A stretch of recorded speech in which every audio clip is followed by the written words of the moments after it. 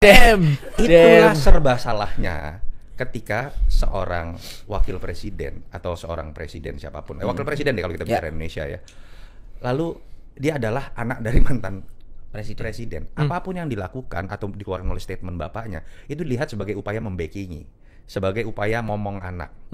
Inilah yang menyebabkan akhirnya jadi beban buat Mas Gibran. Apapun statement dari mantan presiden akhirnya jadi beban juga buat Pak Prabowo karena kan selalu dianggap cawe-cawe, upaya mengintervensi. Itulah kenapa dalam perbincangan saya terakhir di bulan Agustus dengan Pak Jokowi saya berpamitan karena tidak setuju, ini bukan curhat ya. Agustus 2023. 2024 loh, kok udah pemilu Mas. Saya ungkapkan hal-hal seperti ini. Disampaikan Mas Toto. Beban yang akan menjadi beban Mas Gibran, Pak Prabowo. Walaupun saat itu saya harus akui ya, Pak Jokowi masih menempatkan tone-nya pada statement tidak setuju Mas Gibran maju, lebih kepada Mas Gibran maju aja gubernur masih DKI. belum mau ya. Saat itu DKI saya nggak tahu jujur atau tidaknya gitu, tapi paling nggak diungkapkan ke saya seperti itu. Nah, yang terjadi kan pertanyaan Mas tadi, apa yang kita lihat dalam doorstop kemarin itu kan hal-hal yang tadi saya sebutkan bahwa mau ngomong apapun bapaknya udah pasti orang akan ngeliatnya kok masih ngomong sama bapaknya sih. Nah, itu yang udah tahu seperti itu, kenapa juga isu sensitif seperti ini masih harus dikomentari oleh Pak Jokowi? Karena orang akan menganggapnya tadi, waduh, kasihan amat anaknya masih harus dibelain bapaknya padahal udah wapres. Yang kedua, spekulasi yang tadi orang mengatakan, kok kalimat lu seakan-akan ingin mengatakan kalau jatuh berdua, nggak bisa sendiri-sendiri gitu kan. Walaupun statement Pak Jokowi juga tidak sepenuhnya benar gitu ya, karena ketika bicara mengenai pemakzulan atas perbuatan tercela, tindak pidana berat, itu bisa saja dilakukan karena bahasanya dan atau presiden dan atau wakil presiden. Artinya bisa atau.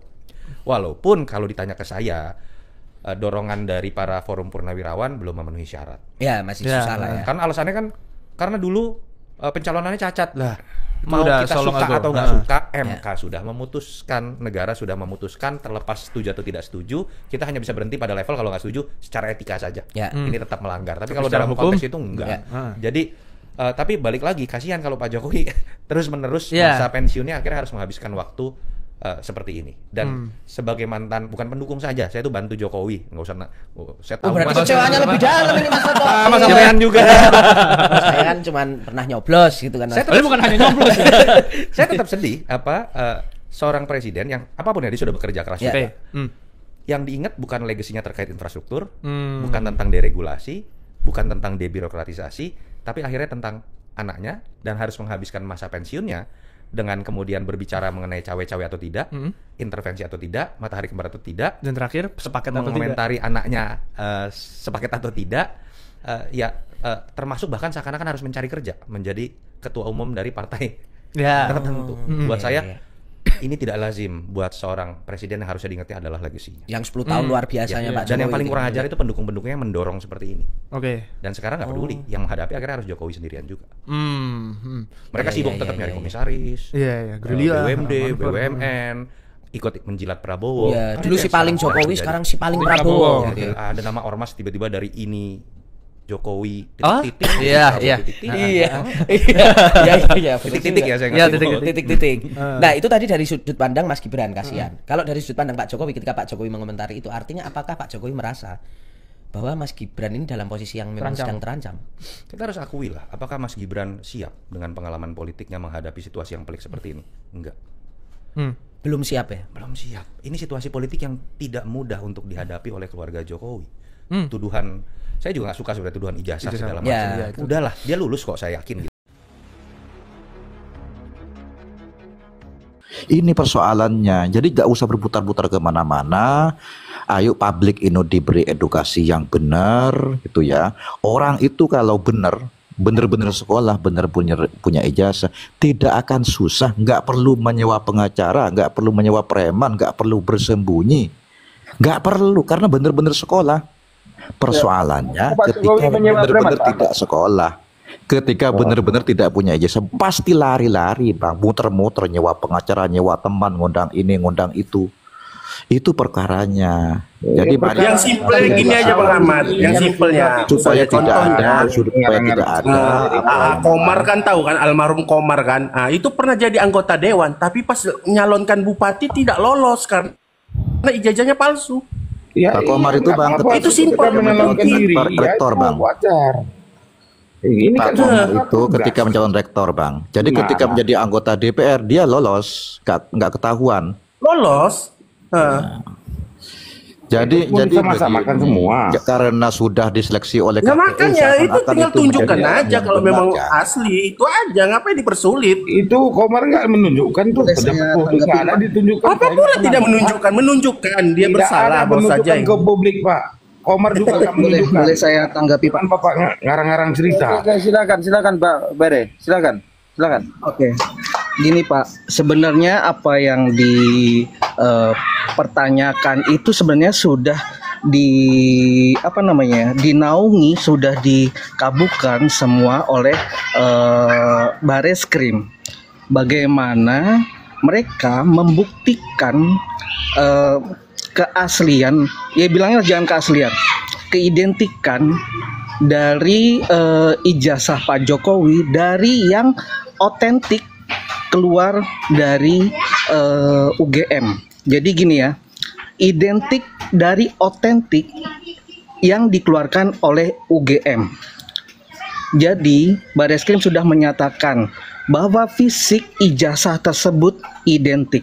Tapi apakah ini cukup bagi Bareskrim untuk membuktikan bahwa tidak ada pelanggaran hukum dalam memperoleh ijazah? Bisa saja Pak Jokowi membeli, bisa saja Pak Jokowi tidak kuliah tapi punya ijazah karena membeli dari UGM. Maka dari itu Bareskrim mengidentifikasi dan memverifikasi UGM bahkan dari SMA-nya Pak Jokowi. Ditelusuri ijazahnya Pak Jokowi yang SMA asli atau tidak, karena ini adalah salah satu syarat untuk masuk ke perguruan tinggi. Dan ini sudah terverifikasi. Begitu Pak Jokowi masuk dan berkuliah, terus melakukan KKN, skripsi, dan mendapatkan ijazah. Ini sudah terverifikasi dan ini sudah dinaungi dan dilakukan secara komprehensif oleh Bareskrim. Karena ini untuk menghindari pertanyaan-pertanyaan yang mungkin nanti akan muncul setelah ini diumumkan. Seperti itu. Jadi Bareskrim ini tidak hanya memeriksa secara fisik ijazah, tetapi legalitas perolehan ijazah tersebut yang dimiliki oleh Pak Jokowi. Jadi ini sebenarnya sudah clear dan sudah selesai. Makanya dari Artinya Pak Jokowi punya ijazah, maksudnya apa? saya selesaikan dulu sebentar. Bang Bare. Sedikit Bang Bare. Enggak, Sedikit lagi, ya, sebentar, saya itu Pak sedikit lagi, Jokowi sedikit punya lagi. ijazah, clear Sedikit lagi. gitu ta. Jadi makanya Bareskrim menyebutkan dalam proses pemerolehan ijazah Pak Jokowi tidak ditemukan tindak pidana. Titik. Oke, sudah cukup. Poinnya itu ya. Begini, coba kita lihat rekam jejak masing-masing lembaga ini. Kenapa kemudian ijazah ini dianggap sebagai sebuah kebohongan? Karena Pak Jokowi banyak melakukan kebohongan sebelumnya. Ya, kenapa kemudian publik masih teka-teki ya antara percaya dan tidak kepada Bareskrim? Lihat kasus Sambo itu. Bagaimana? Nah, itu kalau tidak ada tekanan dari Pak Mahfud, lolos itu. Kasus ini Pak, aduh, ada baik juga, ada yang benar juga. Maaf. Di acuan kasus Sambo ada aja ini. Mohon maaf ya Bapak, ini berhubung waktu ini tetangga ada yang meninggal, ini dikabarkan. Saya akhiri dulu live-nya ini ya. Siap. Oke, Pak, terima kasih. Mohon maaf ya semuanya. Terima kasih host. Mohon maaf Terima kasih, apabila ada host. salah kata, saya memohon maaf. Jadi Ada kata-kata yang salah, mohon maaf ya semuanya. sama Pak. Nanti sampai kembali ya kalau ada waktu. Ya, saya mohon Siap, maaf siap. terkecuali Jokowi karena telah mendustakan seluruh rakyat Indonesia. Terima kasih. Baik, Pak. Terima kasih banyak. Assalamualaikum warahmatullahi wabarakatuh.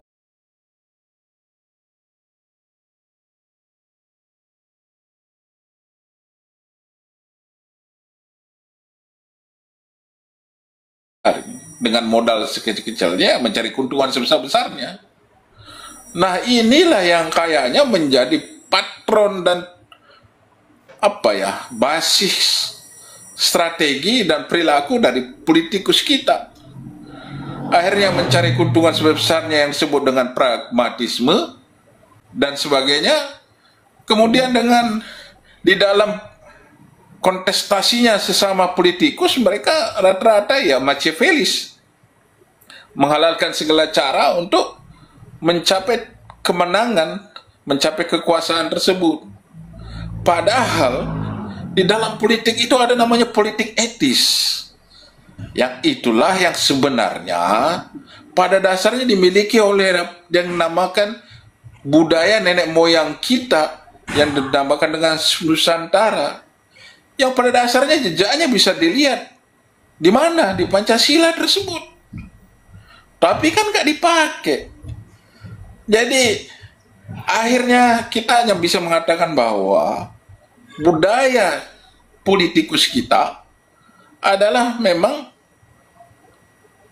ya sangat pragmatis dan memang jauh daripada baik itu secara teologis, apapun agamanya dia, dan secara humanisnya yang dinamakan dengan etis. Jadi kalau kita mengharapkan terus kita menceritakan budaya siapa yang kita punya kok. Jadi bahwa sistem-sistem politik pada dasarnya yang umumnya sekarang memang diterima oleh seluruh dunia, itu misalnya tentang demokrasi, itu kan bagian-bagian untuk memperbaiki dari apa namanya evolusi budaya. Nah sekarang pertanyaannya adalah kenapa kita begini? Ya kalau dalam bahasa yang pernah saya sampaikan, ya kita ini adalah bangsa yang munafik gitu. Bukannya kita nggak punya kebudayaan yang adiluhung, punya. Bukannya kita nggak punya agama, punya. Tapi kita munafik. Artinya kita mempunyai semuanya kebaikan itu, tapi kebaikan-kebaikan itu kita nggak pakai. Tapi kita kalah yang namanya egoisme dan apa yang disebutkan oleh filsuf Yunani mengatakan bahwa kita lebih cenderung menjadi manusia yang memakan manusia lainnya untuk kekuasaan sepenuhnya, alias mengkapitalisasi kekuasaan dan keuangan. Saya kira gitu sih untuk bacaan saya. Makasih, Host. Iya, terima kasih ya Pak Madu. Sementara pembukaannya keren. Pak Ferry Reynolds, gimana kalau menurut Pak Madu ini mungkin apakah politik kita ini sedang kehilangan jati dirinya gitu? Atau kita sedang berbangsa ini tidak punya jati diri lagi begitu? Kalau kita kaitkan dengan budaya kita, Pak Ferry Reynolds, silakan. Assalamualaikum warahmatullahi wabarakatuh. Waalaikumsalam warahmatullahi. Selamat malam buat semua. Salam kenal yang belum kenal. Terima kasih host atas waktu dan yang belum kenal. Iya, sama. Yang disampaikan kawan-kawan dalam berbagai pendekatan tentu kita melihat sebagai bagian utuh ya dari sebuah spektrum budaya. Iya. Kita coba melihat dari spektrum yang lain bahwa budaya itu kan juga akal budi manusia ya. Iya. Untuk membangun sebuah peradaban.